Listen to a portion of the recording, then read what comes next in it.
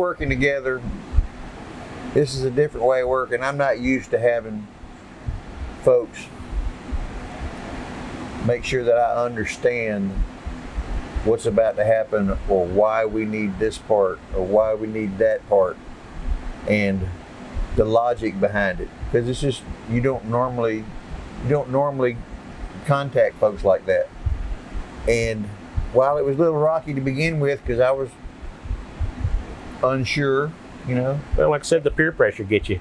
Yeah, and you were willing to take the time and show me, and anything that we did on the engine, you'd let me come and we'd look and you'd show me what you were doing and explain to me why. I've learned more in the last year working on this engine than I did in the previous 30 years in my racing. You know, I don't do it for a living, but you know what I'm saying. Well, and so time's getting short too. Better figure it out as soon as you can. I'm saying we're gray on top. So tell us a little bit about, for example, a good example, okay? You can buy a regular oil pump for, I'm not sure how much, but we chose not to do that on this engine. So maybe tell us about the pump that we chose and why.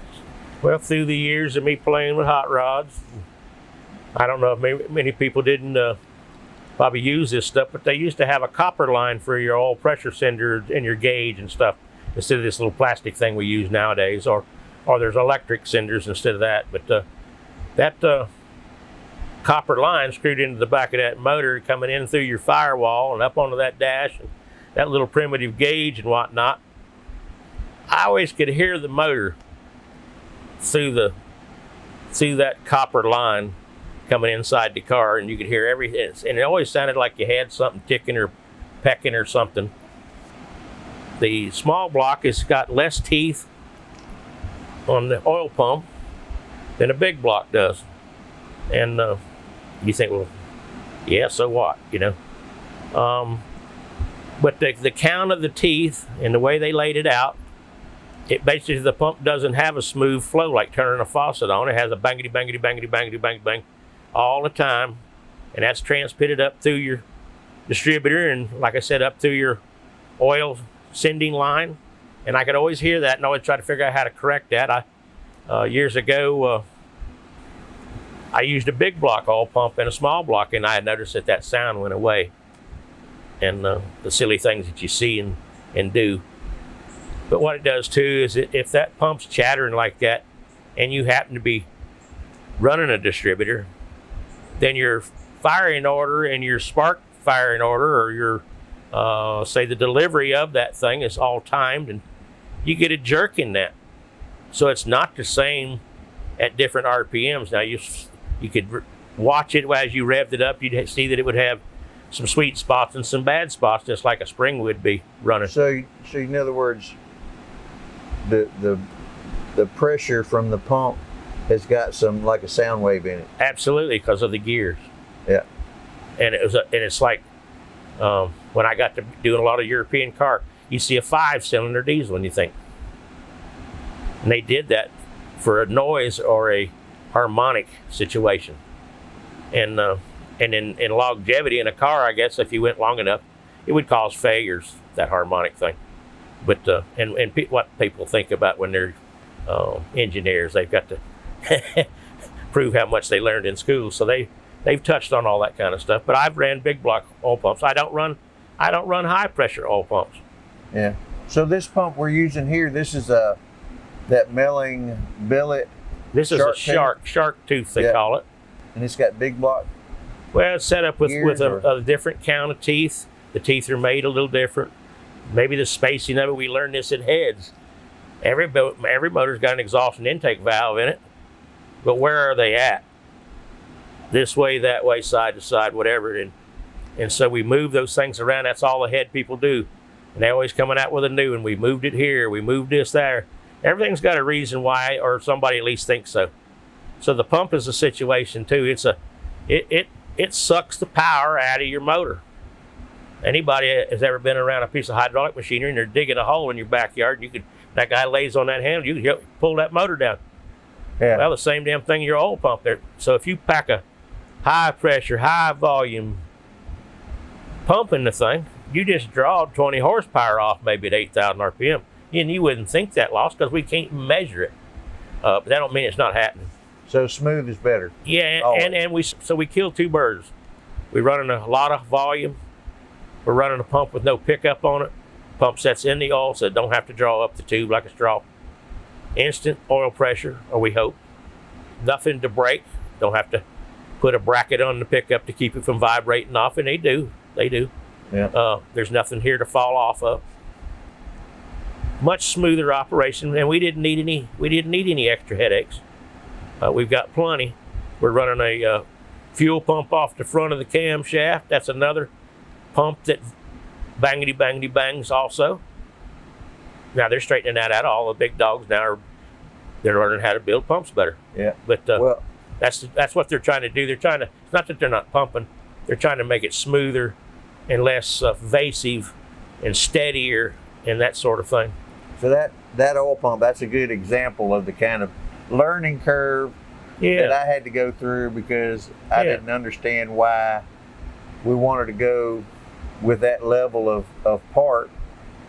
Yeah. When 15 or 20 of my buddies saying, hey, Well, that's really nice, but you really don't have to have that. Well, you don't have to have it, but it's more, makes it more reliable. And, we're killing 2 or 3 birds with one stone, but that's what you're wanting. You came to me to find out what we could do different than what you've gotten in the past. Yep. And so you think an oil pump just pumps the oil. It does. But if you got too much pressure, too much volume, you ain't got the bearing set the right clearances, you got the wrong pump, all those are wrong. So if you could put some pluses in there instead of all minuses, you can come out with something that you gain maybe 5-10 here, 5-10 there. And that's the thing in these motors too. I wanted to change stroke. I wanted to change a lot of things, but we worked with what he had because it's a ruling. If we built a bigger motor, we'd have to pack more weight on it, and so we might as well work with what we got. Yeah. Wanted to stay within that manageable weight. So that's a good example of the kind of discussions that we had throughout the build. And there were many others, many others, because, the details were endless, and I would have to come and talk to Mike several times about certain aspects of the build that I didn't understand, but I do now. That's the reason I said I learned more than I had before. So next step for this car is we're gonna dyno it, right? Take it and see where it's at, and then make. We're gonna dyno it at the track, get the bubbles fixed up in it, and if it shows us good results there, then we're gonna probably. I kind of like to go to one of them newfangled ones that mounts right on your axles. Oh yeah. And I think we can get a truer thing. But I'll tell you something too about that. A lot of people got that tangled. If you have one, you're going to sell it because that machine costs a lot of money. But the strip does a good job too. You still got to do all the same things, and what you do on the dyno won't work on this. What you take it back to strip, you're going to change all that anyways. Yeah. But it is good. If I had one, I'd be shoving it up your nose too. I'd be selling a dyno job on every motor, and it does check. But I'm able to do it. I'm looking for oil leaks and water leaks and anything I can find, so that basically when I get ready to set it in, it's finished and it's ready. I don't really understand the part of how people build motors and just hand them to somebody and they don't know who they are or who's going to put it in or how they're going to put it in, or all of that stuff's important, and they just leave that hanging out there. Me and David's been through that too. Yeah, okay. I've told him 100 times, we ain't done till we're done. And when we're done with one thing, we'll go to the next thing, and we'll try to done that till we get to the next one. And then eventually, our list will get smaller, and we'll have our thing together to the best that we know how to do. You're only human, and you can make mistakes, but you try to go over things more than once. You have people follow behind you. You have people watch you. I've had David do that. I've had some health problems, so I'm a little bit distracted sometimes, but I'm usually, when I'm around this kind of stuff, you probably can't get me to even talk to you or listen to you because I'm into what I'm doing. Hence the nickname. Yeah, yeah, and about grumpy. I'm a real heck of a cool guy. I do get aggravated. I can get aggravated. I've always kind of thought about me and David's thing. When we first started out, we were kind of rocky, got like a couple of newlyweds or something, and because I'm hard-headed too. and throws that thing out there too. Well, this mechanic says this. If you want me to tell you, you probably won't like it. And that's where I kind of get funny. And it's not that I know it all, because I don't. I'll guarantee you I don't know it all. But I know a few things.